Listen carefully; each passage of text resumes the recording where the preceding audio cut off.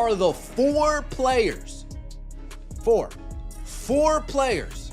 that the Indiana Fever should core to make sure that no team can touch them heading into the expansion draft. Remember, you just lose these players straight up. You don't get anything back for the players. They're gone. We didn't get anything for Temi, did we? No, exactly. The Indiana Fever have dominated social media feeds and headlines, making them the talk of the town. People are talking about them everywhere you look. The future of sports bars is a topic of much discussion. Podcasts analyze every action.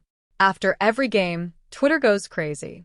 However, what if the true narrative isn't taking place on the court? What if all of the amazing plays, victories, and defeats we've been witnessing have only served as a diversion from the true drama taking place behind closed doors? Whispers of a broken dressing room have swelled into a clamor that cannot be ignored or written off as mere rumors behind the highlight reels, post-game interviews, and meticulously planned press conferences.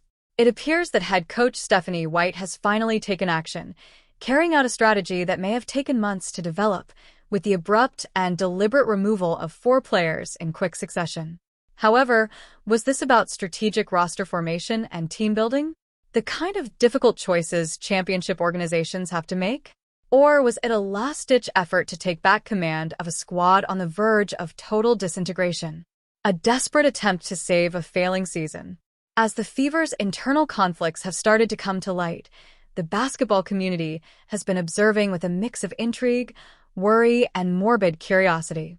What began as hazy murmurs whispered in arena hallways and unverified reports from unidentified sources has developed into a full-fledged organizational crisis that might ruin what many thought would be the franchise's pivotal season. Everyone's question is straightforward but significant. What actually took place in Indianapolis? We must go back in time to comprehend the current crisis. This wasn't always the case for the Indiana Fever. They were among the top teams in the league a few years ago, a shining example of reliability and professionalism. In their arena, championship banners were displayed. Although their fan base was devoted and fervent, professional sports are harsh, and the Fever finally had to face the truth that all organizations must face: reconstruct or become obsolete. The choice to hire Stephanie White was not taken hastily.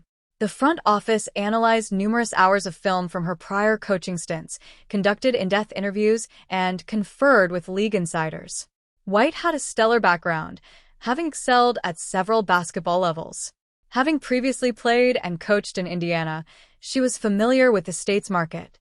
She was thought to be able to bring back the defensive identity and discipline that had previously characterized Fever basketball. Drafting generational talent was another important choice the team made at the same time. On draft night, the arena exploded when Caitlin Clark's name was called. Supporters sensed optimism. Headlines appeared in the media. Additionally, the front office witnessed dollar signs, ticket sales, jersey sales, revenue, and appearances on national television.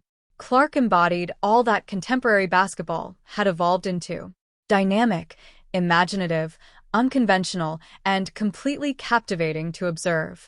But in those exuberant moments, no one really thought about this. What happens if a player who enjoys chaos is paired with a coach who values structure? What happens if you assemble a team around a superstar but employ a coach who doesn't think superstar treatment is appropriate? These exact choices sowed the seeds of the current disaster. Actions that seemed wise at first, but turned out to be fundamentally incompatible. If you knew where to look, you could see the warning signals of trouble. Subtle at first, but becoming more noticeable every week. For weeks prior to the scandal becoming widely known, seasoned reporters and league insiders who had followed the WNBA for years and developed a sense of when something wasn't right had been picking up on subtle signs. On the surface, it seemed to the uninformed spectator watching games on TV that the squad was merely getting used to a new system and going through the typical growing pains that come with adding new players. This is something that every team experiences, right? It takes time for new players to become familiar with the playbook. Chemistry takes time to develop. It takes time for coaches to learn their staff and work out rotations. These are the platitudes that permeate post-game press conferences following disappointing defeats, the assurances that front offices offer to worried fans. However, those who attended practices, spoke with team members, and had access to the organization's inner workings revealed something much more concerning. A basic conflict between philosophies and styles that was destroying the team's cohesiveness. Coach Stephanie White, who was well known in the basketball community for her tough, defensive-minded style and straightforward manner, was now in charge of a squad that included some of the game's most explosive offensive players. Discipline, structure, and a relentless possession-by-possession mindset that has benefited her throughout her coaching career are all highlighted in her resume. She prioritizes defense, believing that every point should be earned by the opposition. She supports offensive schemes in which each player is aware of their position and performs it flawlessly. She respects authority and believes in hierarchy. However, this went beyond differences in tactics or strategies. The type of dispute that could be settled by adaptation or compromise. This was a fight for the team's very essence. Indianapolis's practice sessions and movie theaters are engaged in a philosophical battle. It pitted new school against old school. Experience versus creativity, structure versus freedom. This war would also result in casualties, just like any other. The tension was evident to anyone paying close attention. Body language during timeouts revealed a story of disconnect that words never could. Players would nod during defensive instructions, going through the motions of listening, yet exchange glances during attacking sets, quiet communications that conveyed lots. You could see it in the way certain players would sigh when a play was called, in the way others would shake their heads almost imperceptibly when a teammate attempted a shot that wasn't in the system. The enthusiasm on the bench during games changed tremendously, revealing a club that was everything from unified. One moment, everyone would be up and cheering after a terrific defensive stop. Then, during an attacking highlight, half of the bench would stay seated and merely applaud in passing. Longtime league veterans could see what was going on. They'd been on dysfunctional teams previously and recognized the signals. Sources close to the organization began leaking reports of angry clashes behind closed doors, of players forming competing camps, of a coaching staff fighting to retain as authority. One source reported a practice session when White halted play repeatedly to improve offensive placement only to have a player snap back that the poor positioning had led to an open shot. Another reported a film session where the room was divided literally and symbolically, with some players sitting in the front rows nodding along with White's points while others sat in the back, arms crossed, plainly disinterested. The front administration sought to contain the problem, having private talks with important players, bringing in sports psychologists to address team dynamics, even talking with other coaches around the league about how to handle strong personalities. However, the truth had a way of leaking out, much like water finding its way through a dam's crevices. Something had to give eventually. Prior to the pressure building beneath the surface, erupting in a way that was impossible to ignore or explain away. The internal conflict started to show up as the season went on in ways that were impossible to conceal. The Fever's on-court performance became more erratic, alternating between decisive wins and with accuracy. They would then struggle against teams they should be able to defeat with ease, appearing unorganized and uninspired. Interviews conducted after games turned into reading between the lines exercises. White would express her anger with players who weren't buying in by talking about her dedication to the system and doing things the proper way. Players would give thoughtful answers on how they were still learning how to play together and figuring things out. Diplomatic words that exacerbated underlying annoyances. As the subtext became apparent, the media started posing more probing queries concerning coaching philosophy and squad cohesion. Social media turned into a battlefield where the fight manifested itself subtly. Players who used to communicate frequently on the internet abruptly stopped liking each other's postings. Some players would post inspirational sayings about remaining loyal to oneself or refusing to let other people dull your light. Messages that appeared to be aimed at a particular person or object. When fans noticed these trends, they started making in-depth threads that examined who attended whose parties, who was in whose social circle, who appeared to be genuinely happy, and who appeared to be going through the motions. Behind the scenes, the gap was getting harder to overlook, according to several people who spoke on condition of anonymity. Team meetings became hostile and ineffective. White would offer strategies that prioritize controlled offense and defensive stops. Even while some players would support a more rapid-fire, freedom-based strategy, neither side was prepared to make a complete concession because they each thought their own strategy was the best way to achieve success. According to reports, the coaching staff was divided. White's accompanying assistant coaches supported her defensive strategies and methodical approach since they were devoted to her goal.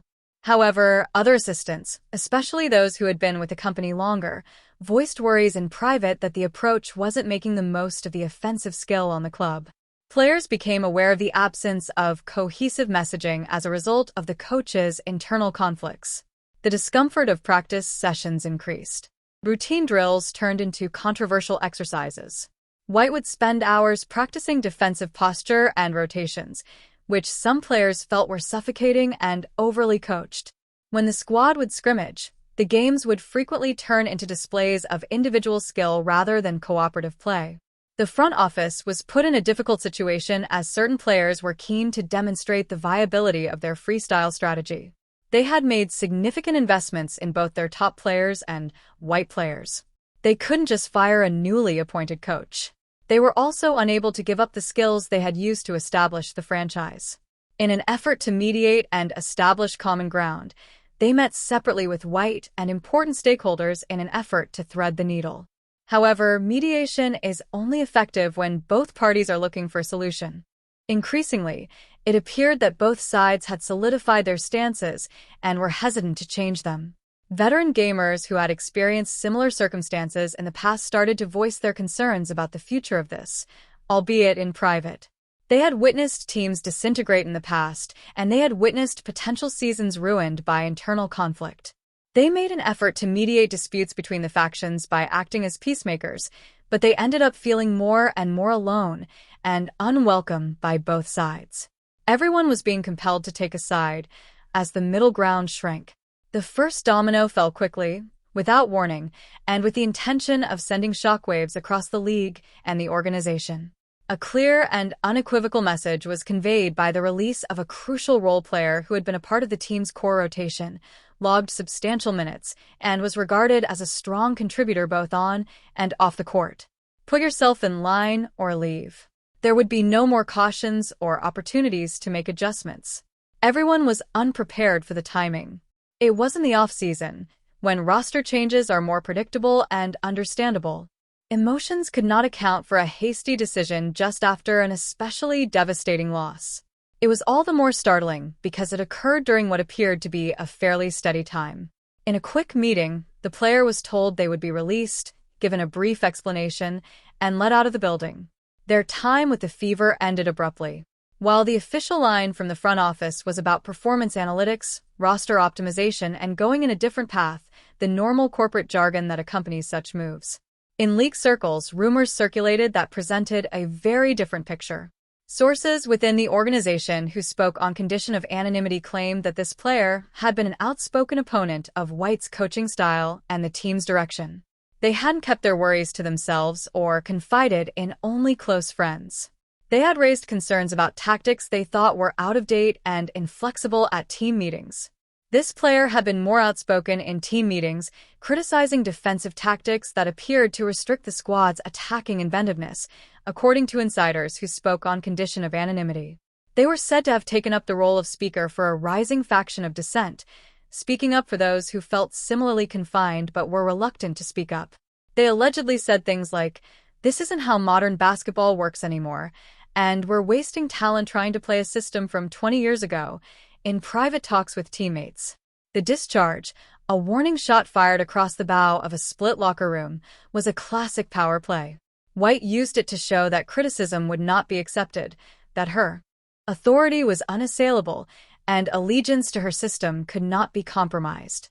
It was an obvious message. It made no difference how well you performed, how well liked you were by the team, or how long you had been a member. You were disposable if you disagreed with the coach's vision. This initial action's timing was especially important. It appeared out of nowhere, surprising even seasoned watchers, rather than during the tumult of the season's beginning or at a natural breaking point like the All-Star break. This implied that White and the front desk had been preparing their response, keeping an eye out, recording incidents of disrespect, and constructing a case. They had been deliberate and patient, allowing the dissident voices to completely express themselves before taking action. There were apparently shocked and terrified reactions in the locker room. The released players' buddies were devastated. When they received the news, some people started crying out loud. But fear was more prevalent than grief. Anyone could be released if this player could. Talent, output, and connections within the company were no longer important. Compliance was the only thing that mattered. In private, a few players expressed their astonishment about the decision and offered support to the released player. Others publicly supported the organization's choice, writing on social media about having faith in the process and remaining committed to the team's objectives, whether out of self-preservation or sincere agreement with the action. Everyone saw these open demonstrations of allegiance, indicating that those players were solidly in White's camp. The release received widespread but ultimately cursory media notice. Reporters relied on conjecture and statistical analysis to determine whether a player's output warranted a roster position, since they were unable to learn the true reasons for the change. However, those who paid more attention saw that statistics had little bearing in this situation. Power, control, and delivering a message were at issue here, and the message had been clearly understood. Soon after, 2 more players were dismissed in quick succession in actions that seemed almost scripted. There was hardly enough time for the initial shock to subside before the second release, which happened just 3 days following the first. Less than a week later, the third occurred. On their own, these roster changes might have gone unnoticed as standard mid-season tweaks or the kind of roster tampering that any team does when things aren't going well. Players are frequently released by teams. It is a component of the company. There are instances when a player simply doesn't fit the system. Occasionally, when another player takes over, their position becomes unnecessary. There are occasionally plans to sign someone else or financial factors. Any of these actions taken separately could have been justified as regrettable but essential business choices. However, when taken as a whole, they depicted something far more intentional and alarming. This was a coach deliberately eliminating voices that questioned her authority and dissolving a group of dissidents. It was brutally effective, deliberate, and targeted. White wasn't merely changing the roster. She was carrying out a purge, getting rid of everyone she thought posed a challenge to her authority. The Heat had been troubled for weeks before to these movements by whispers of cliques in a broken team cohesion. During team meals, players were allegedly seated at separate tables, which is a classic indication of a split locker room. The star players were seated at one table, the newbies at another, and the veterans at a third. However, age and experience were not the true dividing factors. It had to do with ideology. Those who agreed with White's strategy were represented by one table. Those who questioned it were represented by another. There had been a discernible decline in several colleagues' social media interactions. For those who are paying attention, this is another telltale indicator. Players who used to frequently leave comments on one another's postings abruptly stopped. Certain player combinations were conspicuously absent from the meticulously chosen group shots. Instead of being genuinely felt, the typical camaraderie that distinguishes successful teams seemed artificial, staged, and put on for the cameras. After successful plays during games, players would give each other hugs, but the celebration felt forced and artificial rather than natural. By eliminating what she believed to be the source of the virus before it could spread and taint the entire roster, Stephanie White appeared to be performing surgery on her team with these consecutive releases. With surgical precision, she was eliminating the problem players, those she felt were undermining her authority and contaminating the culture. League sources claim that one of these players had a strong relationship with the first player removed, indicating that their removal was more about severing ties than it was about on-court performance. They had formed a sincere bond that went beyond basketball, had been roommates on road trips, and were frequently spotted together before and after practices. White saw them as dangerous because of their friendship. They might confirm each other's skepticism of the system because 2 voices are louder than one. In fact, they had produced well on the court. They were playing good defense, shooting a respectable percentage, and carrying out their responsibilities as outlined in the team's offensive plan. However, that was no longer relevant. Their offense wasn't a bad performance. It was devotion to the incorrect person. White was sending another message by letting them go. You won't be protected by your relationships. Your friendships don't matter. Your relationship with me and my system is the only relationship that counts. According to reports, the other player removed in this wave had been recorded grumbling to teammates about playing time and role definition, creating what White saw as a poisonous atmosphere of individualism and entitlement. They believed they should have greater flexibility to make plays, a larger part in the offense, and more chances to show off their abilities. In private discussions, they had questioned why everything had to go through such a planned system, why the team's offense was so stiff, and why players weren't permitted to freelance more. Although these grievances might be legitimate from a basketball standpoint, they constituted a serious challenge to White's authority. The capacity of a coach to decide on roles and playing time is ultimately what gives them authority. Players undercut the entire hierarchy that enables coaching when they challenge such choices. Without running the risk of losing all control, White could not let these queries continue. Everyone who was still on the roster was starting to understand the message. In order to pursue something she loved more, White was prepared to give up depth, experience, and even talent. Total adherence to her techniques and total unity under her vision. The team was becoming thinner, less talented on paper, and more susceptible to setbacks or injury. However, White believed that a less gifted team that was totally devoted to her method was better than a highly gifted team that was split and disobedient. It was a high-risk tactic that could either leave the Fever dangerously thin and defenseless or forge an unbreakable team identity. The remaining players might build the kind of chemistry and trust necessary to overcome skill shortages if they fully embraced White's defensive methods and methodical offense. They could end up becoming one of those teams that outperform better-skilled opponents by playing harder and more cohesively. However, the Fever could go into a death spiral if the purge had the reverse effect, that is, if it fostered dread and resentment instead of buy-in. Players may cease playing with the enthusiasm and inventiveness required for success because they are so preoccupied with protecting themselves and worrying about saying or doing the wrong thing. The group can become robotic, devoid of enthusiasm, and eventually ineffectual. At least in public, the coaching staff allegedly supported these actions wholeheartedly. In talks with players, assistant coaches supported White's choices, stressing that everyone had to dedicate themselves to the team's disciplined approach and defensive identity. However, sources claim that some helpers expressed doubts in private. They were concerned about the shallowness of the roster. They doubted the remaining players' ability to perform at a high level. Above all, they questioned if the psychological harm caused by the purge could ever be completely healed.